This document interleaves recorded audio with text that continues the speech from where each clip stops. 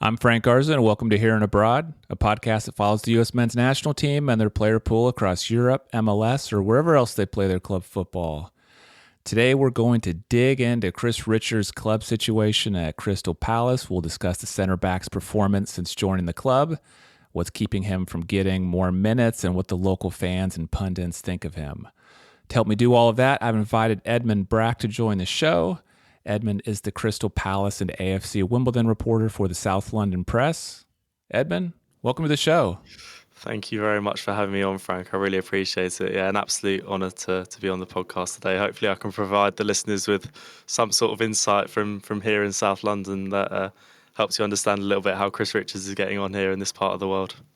Yeah, I think you definitely will. I think me and a lot of USMNT fans, Chris Richards is kind of a fan favorite over here.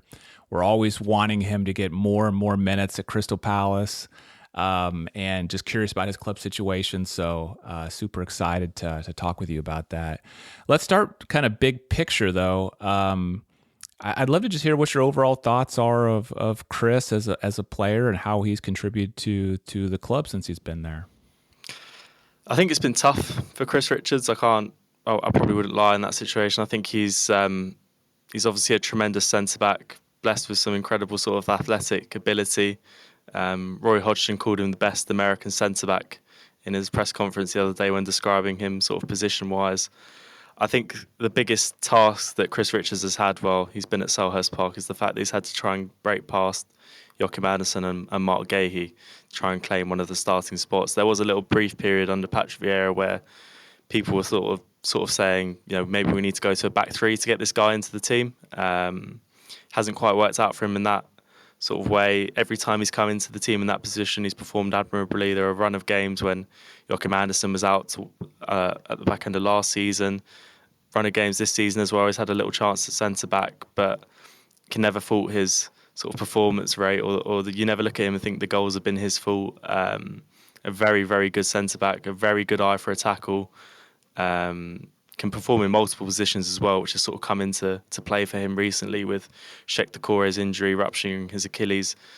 Chris Richards is incredibly mobile and can get about the pitch really well, and he's been performing that sort of just playing as the centre-back that's just a bit ahead of the back two. He's almost an extra centre-back at times, but he is a DM, a defensive midfielder in the sort of the way that they set up. But he's come into his own in recent weeks, looked really, really good in that position. He sort of found a new lease of life maybe at Crystal Palace with that, in terms of how he's got on for the sort of bargain price that Crystal Palace got him at. I think he's been a tremendous signing and a shrewd addition to the squad. Let's talk about that. The last two matches, how he's played that more defensive midfield position. How long should we expect that to continue? Is that something that he could play more of in the future, or is this just to get past kind of a temporary injury? Well, Sheikh Doucouré is out for 6 months, probably the rest of the season. So this could be a permanent thing for Chris Richards if Roy Hodgson stays in his position. I think Hodgson likes having him in that role because Chris Richards can really get about the pitch. Like you saw against Liverpool on Saturday, he was making some excellent slide recovery with tackles, winning pack possession, helping break up play. I really like him in that role. I don't think it's his best position by a mile. I think centre back is obviously his best role. I know when he was at Bayern Munich, he can play on either flank as well, can't he? Right back. I know he's had a stint, maybe 1 or 2 games at left back as well. So. But in terms of what he can offer to Crystal Palace in the Premier League, having him sitting just in front of those back two really offers a lot of security. Take the Bournemouth game out of it because the Bournemouth game was dreadful across the board for the whole squad. He had that first stint at West Ham. He made some vital interceptions in and around the edge of the box, and I think that's probably one of the biggest things that Chris Richards has is A, his athleticism, and B, his reading of the game. In that role, he can sort of execute that role perfectly. He knits things together really well. But ultimately, I think for his US sort of national ambitions, he probably wants to be playing centre-back. And you're probably going to be hoping that, for his sake, he's probably hoping that one of Mark Gahey or Joachim Andersen moves on from Crystal Palace so he can claim one of the starting roles in that position. But as I mentioned already, for what Palace got him, for what he's offered, what he's brought to the team, where he is in the sort of pecking order, he's a very, very good addition to the squad. I think he's very highly rated as well from the coaching staff in terms of what he can bring to the squad. So it's just a shame for him that he can't break past Joachim Andersen and Mark Gahey. Yeah. So what I'm hearing from you is he's very, very well thought of as a great player. It's just he has two excellent center backs in Anderson and Gahey ahead of him. Can you talk about those guys a little bit? That's kind of what I want to understand is how big of a mountain that is to climb for him. I mean, I look at those guys. Anderson's 27, Gahey's 23, so it seems like they're probably not. They're not. It's not like he's like waiting to like behind somebody who might be retiring anytime soon. I mean, like, what's the situation with those two? And can you just talk about why they're kind of ahead of him in the pecking order? Well, in terms of for Crystal Palace, what those two offer, it's massive to the way they play. I mean, Mark Gahey is an England international, probably first in line when it comes to if Harry Maguire or John Stones misses out for the Euros, he's the next one to be starting. He's ahead of Tomori, Branthwaite from Everton. He is a top young centre-back with a very, very bright future in the game. You could easily see him going to whichever club he wanted to. If any club came in from Real Madrid et al., then you could easily see him fitting in there quite seamlessly. And with Joachim Andersen, his passing range is such a vital component to the way that Crystal Palace break forward. I think there's a story that Joachim Andersen used to practice with like Coca-Cola bottles, trying to hit the cap or something with his passes, and every single one you can tell it's very pinpoint, and he reaches the destination. For breaking up, sort of relieving pressure from the defensive area or setting Palace away on the counter attack, you can't drop him. He's too good. But then when Chris Richards comes in, his athleticism is better than Anderson's. He can recover better, win back the ball better, but Anderson as a defender wins a lot more clearances, I'd say. It's just off a small sort of litmus test. It's unfair to sort of judge the two of them. I'm not seeing Chris Richards over a course of the season in his best position. I'm sure you can tell me more about what he's like when he comes in for the US national team. But it's really hard for him to break past Joachim Andersen and Mark Gahey. I think the thing for him would be that I would hedge my bets on one of them leaving Crystal Palace in the upcoming summer. Richards obviously signed a 5-year deal at Palace. I imagine he's probably growing frustrated at the fact he wasn't playing, but now he's got this role. Could even improve his reading of the game a little bit better playing in this position for 6 months should Crystal Palace decide not to sign a replacement for Sheikh Doucouré and let Chris Richards see out the season. If he's looking at trying to win back a starting spot at centre-back, then if he does ride it out and still around in the summer, then I think one of those spots could become available. And that could really work into his favour because Crystal Palace have a ready-made replacement to go in there who now has Premier League experience under his belt. Really good age as well. No fears about him dropping off with his athleticism.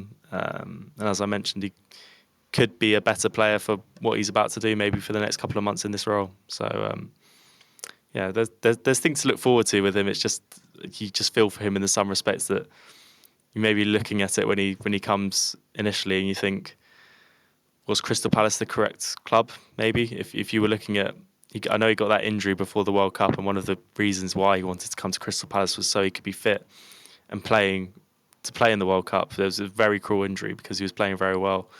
But you look at it and you think maybe making that choice was Palace the correct club because it was going to be very, very difficult for him to get ahead of Gahey and Anderson. Yeah, you talked about his athleticism. As that's obviously one of his key strengths. Can you talk a little bit more about what you see as his like strengths and opportunities as a player? Maybe a couple of each. Yeah, he's very good at short passing. Like I wouldn't necessarily trust him to be pinging the ball left, right, and centre all over the pitch to break the team away on counter attacks. But then when he has Joachim Andersen behind him, if he's just feeding the ball to Andersen all the time, then that's fine for Palace. There's no problem there with that. What I've noticed in the past couple of games especially is his recovery challenges. I think he stopped Gravenberch on Saturday from breaking away, and it would have been a 3-on-1 with Palace basically helpless at trying to stop the ball. And Anderson produces this excellent slide challenge, perfectly timed, just sweeping the ball away from Gravenberch and throwing it out for a corner, for a throw-in, sorry.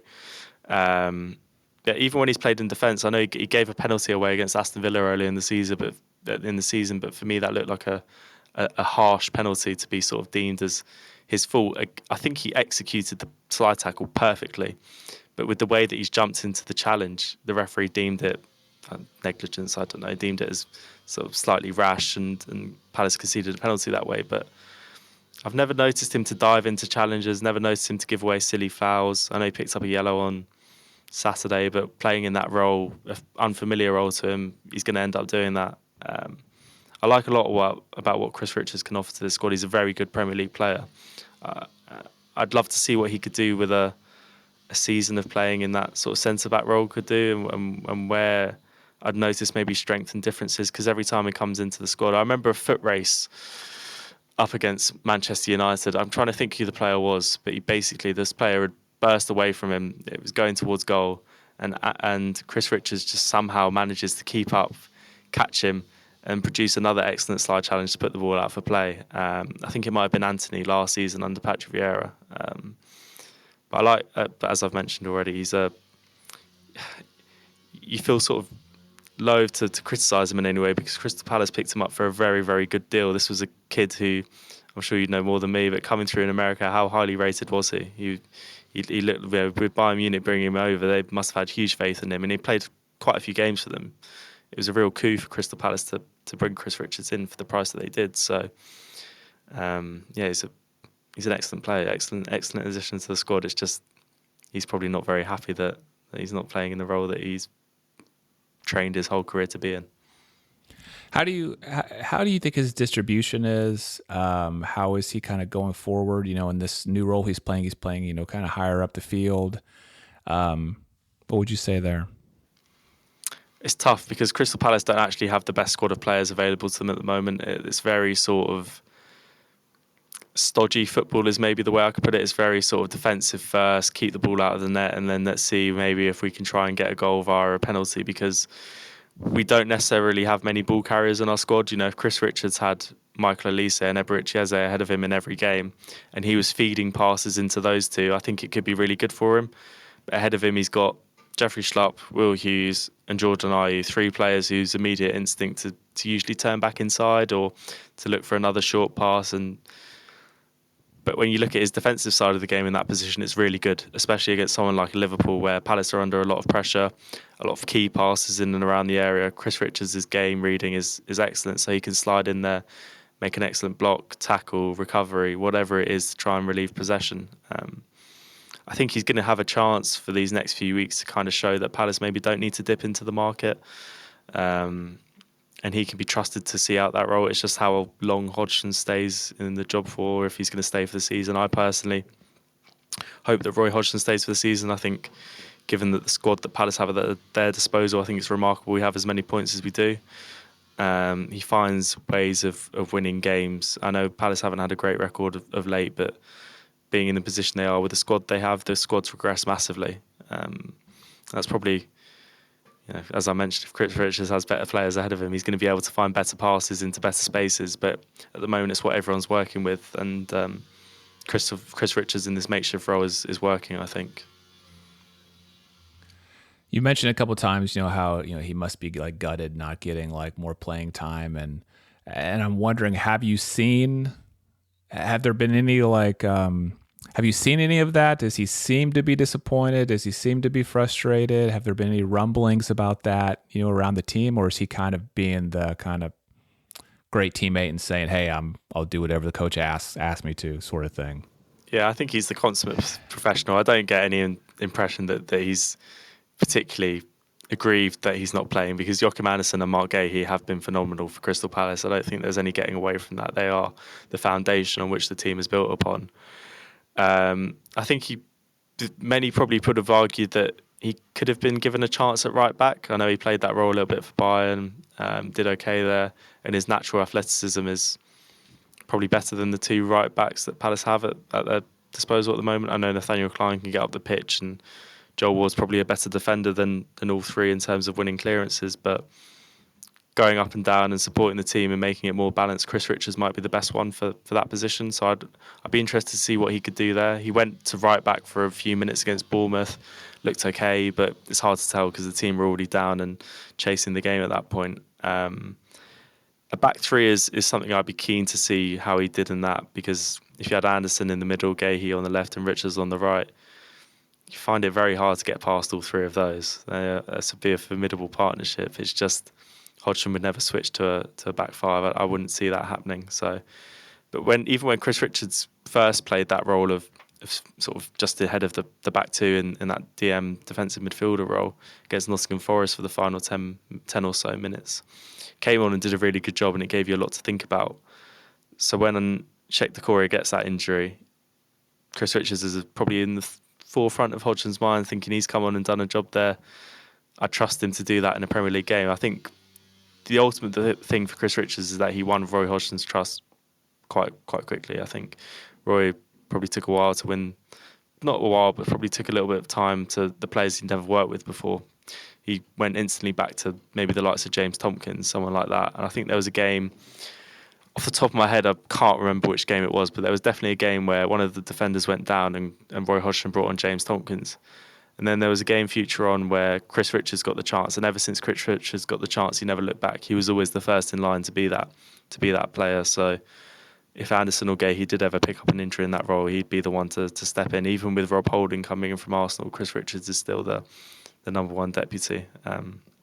But no, I don't think he can be too upset with he's obviously upset that he's not playing, but not be too upset that he hasn't been given the fairer chance, because Anderson and Gahey are formidable. Yeah. You've talked about one of them potentially, leaving in the future.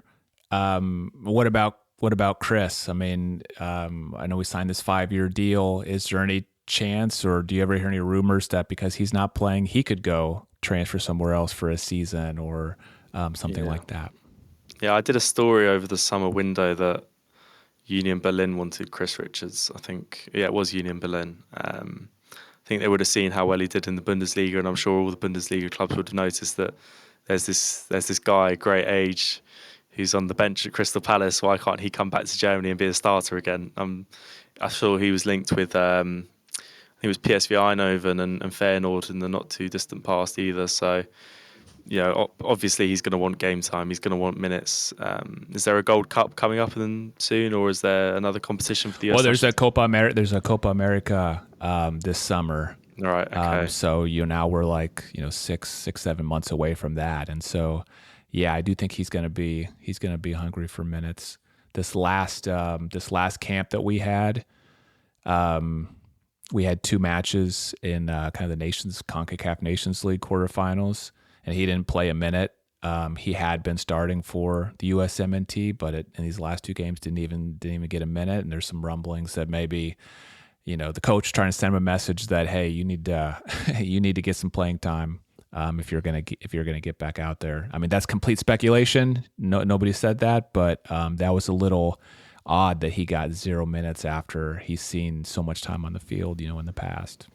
No, I think it'd be a very valid point as well if that's why he had been dropped, because you can't as much as he puts in performances for the US national team. It's probably the same with England, is that you need these players to be getting minutes. If someone's getting minutes for their club, performing week in, week out, they probably deserve the chance more because they are on form. And I'm sure Chris Richards will be looking at that thinking, I'm not getting a chance here at Crystal Palace and I want to be playing for the US national team. That was the first reason he came to the club in the first place. I don't think anyone willingly leaves Bayern Munich to come to Crystal Palace. It's a massive football club. Obviously, Palace are in the Premier League, and it's the biggest league in the world.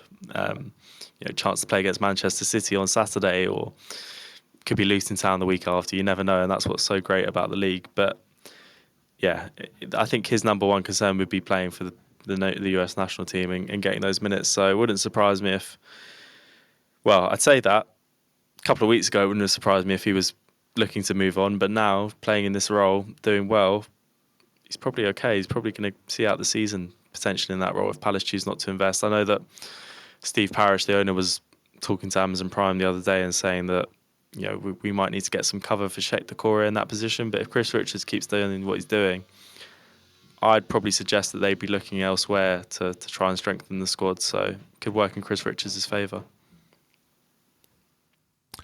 Well, Edmund, I guess one more question, before I let you go here is you follow the team, day in, day out. You're around the team. You get a chance to interview different players. I'm wondering if you can share any, personal stories or anything from behind the scenes about Chris that we might not know about. That's tough. I actually don't do the player interviews. Someone else does it for the paper. I do the manager. But I know is he a Ravens fan? I think because this just came up actually in an interview I listened to with him recently. But I think that was college football they were talking about. Right. So I don't know if he's a Ravens fan or not. Because the other person who works for my newspaper, who does like the mix zone where they get to speak to the players and stuff like that after the game.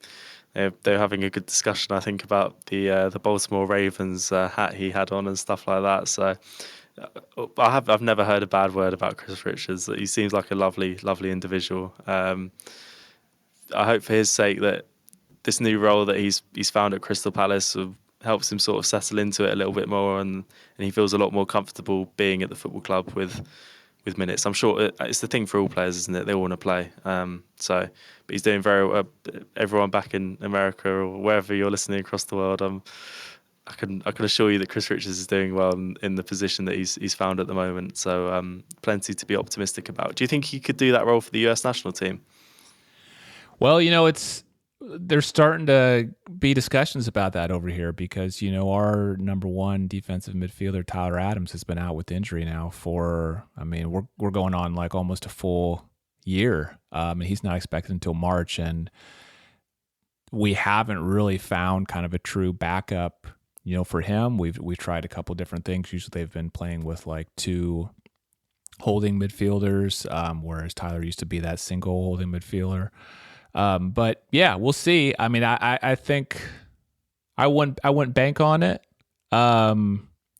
But who knows? Maybe as an experiment in a friendly or something, he could do it. And especially if he's doing that. I mean, if he's doing that week in and week out in the Premier League for Crystal Palace and playing well, I guess at some point you have to ask yourself, like, hey, we have this need here with the national team. Why not give this guy a shot? We'll see. We'll see. Yeah.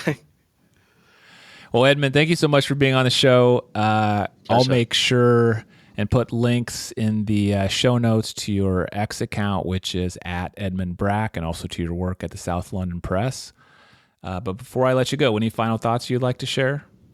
No, he's a joy to watch. Honestly, I enjoy. I think he's a very good player. As I mentioned before, for the price that Crystal Palace going for, a very shrewd piece of business in the Premier League. It's hard to find a Champions League player of that age that I think is around 10 million that Crystal Palace going for. Is a bargain, really, when you think about it. I think Bayern have some sort of future buyback clause or whatever it might be, but he's a Crystal Palace player for now. We'll see what happens in January. Whether Palace strengthen in that role or not is up to how long how well Chris Richards does in it. But at the moment, I wouldn't be pressing out to go and buy one because I think he's done a good job so far.